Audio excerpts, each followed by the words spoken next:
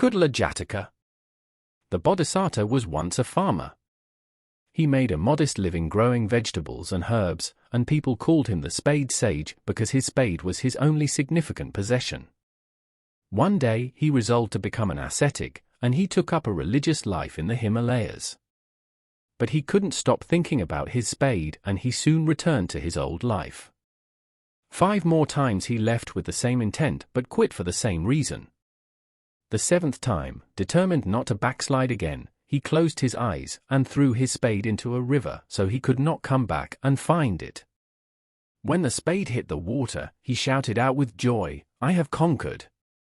The king, having just returned from putting down a rebellion on the border, was bathing in the river and heard the Bodhisattva's declaration of triumph and wondered what it was about.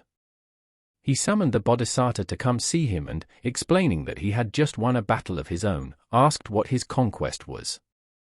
The Bodhisattva answered that victories such as the king's were unimportant, only victories over lust and greed really matter. And while he explained the dangers of cravings, he reached full insight and floated into the air for the conclusion of his sermon. So impressed was the king by these words that he lost his lust for the throne and asked the Bodhisattva if he could join him.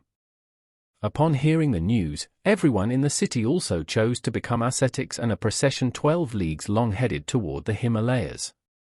The throne of Indra, king of the gods, became warm, and he looked out to see the migration below him. He ordered a monastery built to accommodate the masses and drove away all noisy creatures from the area. When the group arrived, the Bodhisattva made a formal declaration renouncing the world, and all the others did the same. They took up their abodes and became obedient disciples of the Bodhisattva, every last one eventually reaching insight. In the lifetime of the Buddha, one of the Buddha's disciples had first visited a monastery on a whim and converted because he was so happy with the food.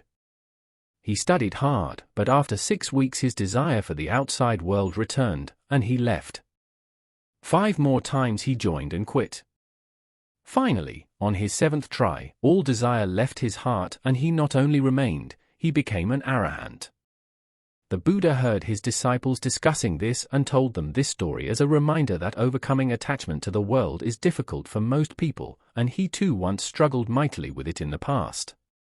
The king was an earlier birth of Ananda, one of the Buddha's top disciples, and the residents of the city were earlier births of the Buddha's current followers.